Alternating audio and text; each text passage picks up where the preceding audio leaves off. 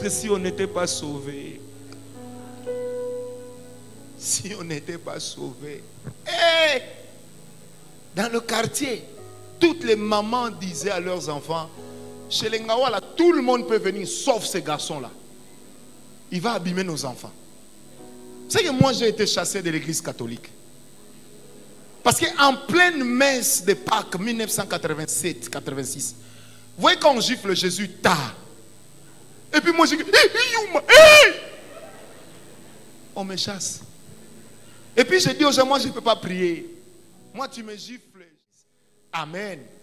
Alors quand Dieu dit à Moïse, qu'as-tu entre tes mains, ça symbolise quelque chose. C'est que généralement, quand Dieu veut travailler avec l'homme dans la diversité, Dieu commence d'abord par amener l'homme à réaliser les capacités qu'il a mises en lui.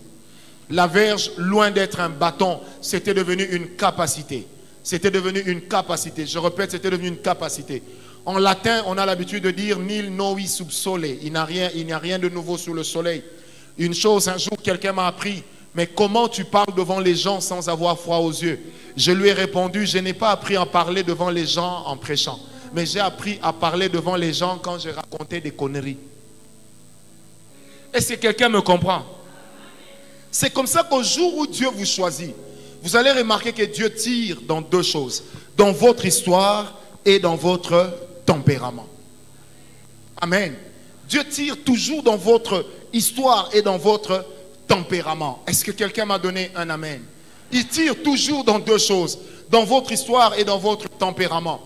C'est comme ça que l'histoire que vous semblez minimiser, c'est également sur cette histoire-là que Christ se basera pour commencer votre histoire. Vous savez, lorsque des gens me quittent, me trahissent, je ne pleure jamais pendant longtemps. Vous savez pourquoi? Je le dis pas à la honte de ma famille, mais je suis un enfant que maman a laissé très tôt.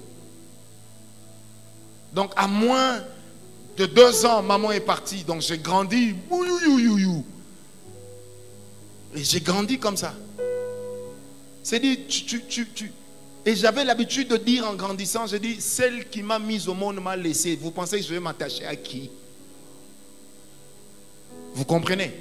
Donc j'ai grandi déjà avec ce caractère. Et quand Dieu a commencé à me parler pour me dire ce que j'allais vivre, comment j'allais avancer, bien aimé, s'il y a des choses qui ne me font pas peur, c'est la trahison. Ça ne me fait pas peur. Tout celui que Dieu enlève de ma vie, soit sa saison est finie. Je vous dis la vérité. Soit sa saison est finie. Je me rappelle, je parlais avec ma maman avant sa mort. Elle me dit, tu sais Francis, je regrette beaucoup de t'avoir laissé tomber. J'ai dit, non maman, n'aie crainte, c'est Dieu qui avait fait ça. Elle me dit, mais comment tu peux en être sûr? J'ai dit, l'homme que je suis devenu aujourd'hui, endurant devant les obstacles, c'est grâce à toi. J'ai dit, si tu étais là, certainement que j'aurais été un fils à maman, en tant que premier garçon de maman, et ça m'aurait empêché d'avoir le caractère que j'ai. C'est dit que moi, j'ai le caractère qui fait que quand je mangeais chez mon propre père, on me disait, toi aujourd'hui tu vas manger du poison, tu vas mourir, tu verras. Je m'en foutais. Et un jour, je m'appelle, le travailleur me dit, mais toi comment tu manges pendant qu'on te promet la mort? Je regarde le travailleur calmement, je lui dis, je dis, moi je suis déjà mort. Et c'est plus tard aujourd'hui que les gens ont l'habitude de dire que le mort n'a pas peur de pourrir. Mais moi j'ai commencé à dire, le mort n'a pas peur de pourrir dans les années 80. J'avais déjà cette phrase que j'avais créée. Quelqu'un me comprend? Donc j'ai appris comme ça, 86, 87, quand je suis seul. Vous voyez, même quand toute la famille est réunie, je suis capable de me lever et de dire, Ngaï moko, bango e belé. Donc je le dis calmement et puis je pars. Ya. Et Dieu a tiré dedans. Est-ce que quelqu'un me comprend? Parce que c'est la main qui devait plus tard tenir la verge. C'est la main qui devait plus tard tenir la verge. Et aujourd'hui, j'ai épousé une merveilleuse femme. Quand je suis découragé, elle me dit toujours, est-ce que toi, vraiment, quelqu'un peut te décourager? Ça m'encourage. Elle sait que moi, je ne suis pas encouragé par des mots gentils. Non, je ne suis pas encouragé par la fleur rose et les bisous. Je suis peut-être des fois encouragé par la brutalité. Toi, vraiment, est-ce qu'on peut te décourager? Toi, vraiment, tel que moi je te connais, Francis, on peut te décourager. Quand elle dit ça, j'ai honte. Du coup, je télécharge quelque chose. Continuons. Ngai moko.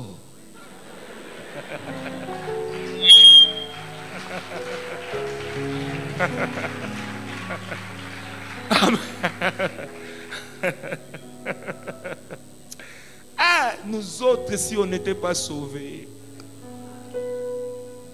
si on n'était pas sauvés, hey, dans le quartier, toutes les mamans disaient à leurs enfants, chez les Ngawala, tout le monde peut venir, sauf ces garçons-là.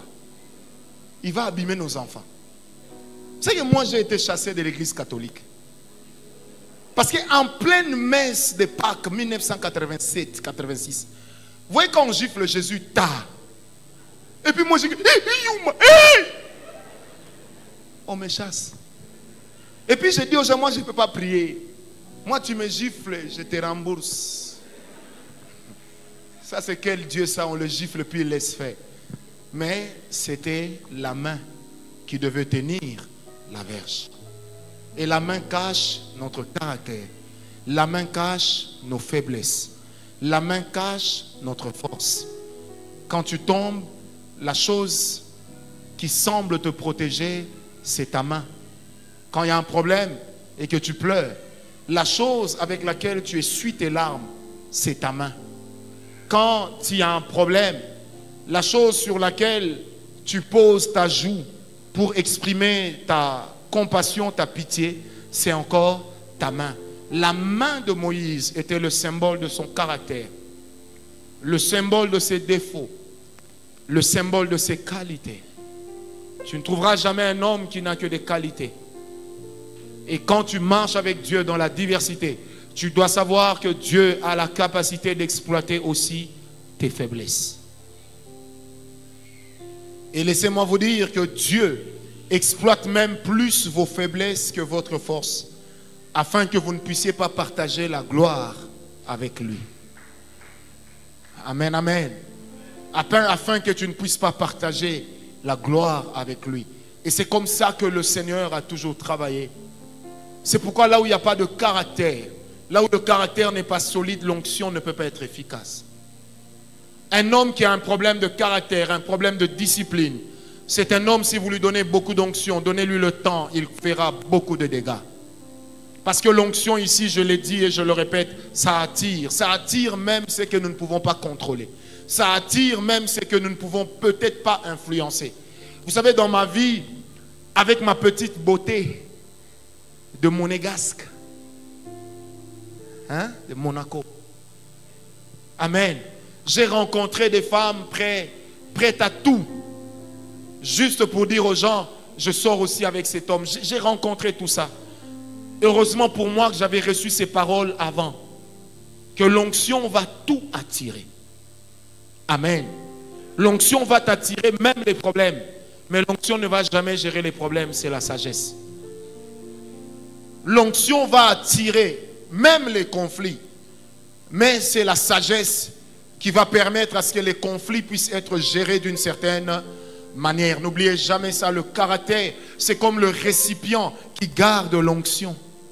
Le caractère, c'est comme le récipient qui est en train de donner à la gloire de Dieu son efficacité très efficiente à l'intérieur de vous. Parce que généralement, Dieu, avant de vous utiliser pour les autres, il doit d'abord vous utiliser pour vous-même. Dieu a besoin que le vase soit pur avant que la pureté du vase ne soit connue ailleurs. Est-ce que quelqu'un me comprend? C'est pourquoi j'ai l'habitude de dire, il n'y a pas de vie chrétienne victorieuse sans discipline. Parce que la discipline, c'est une autocontrainte.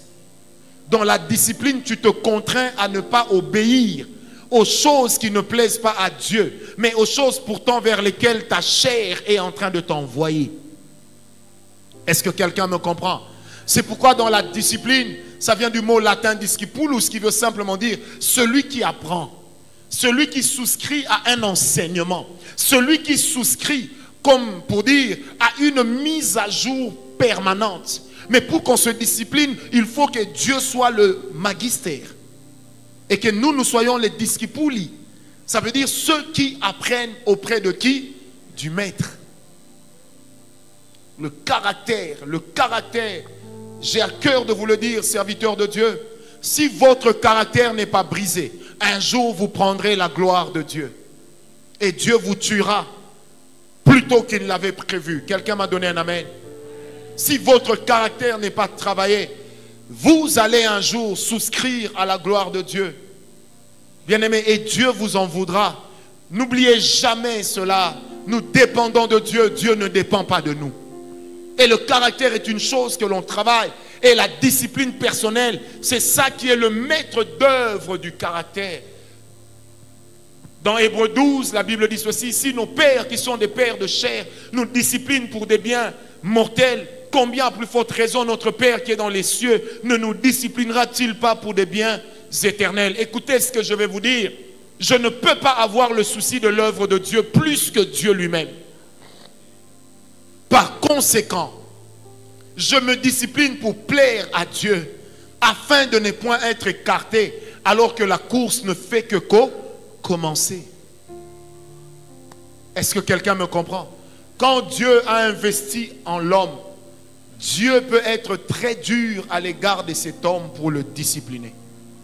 Parmi les choses que le Seigneur avait faites pour me discipliner, vous savez, j'ai fait partie de ces jeunes garçons qu'on appelait généralement BCBG, bon chic, bon genre, Banambinza, toujours français, correct, ceinture, calme.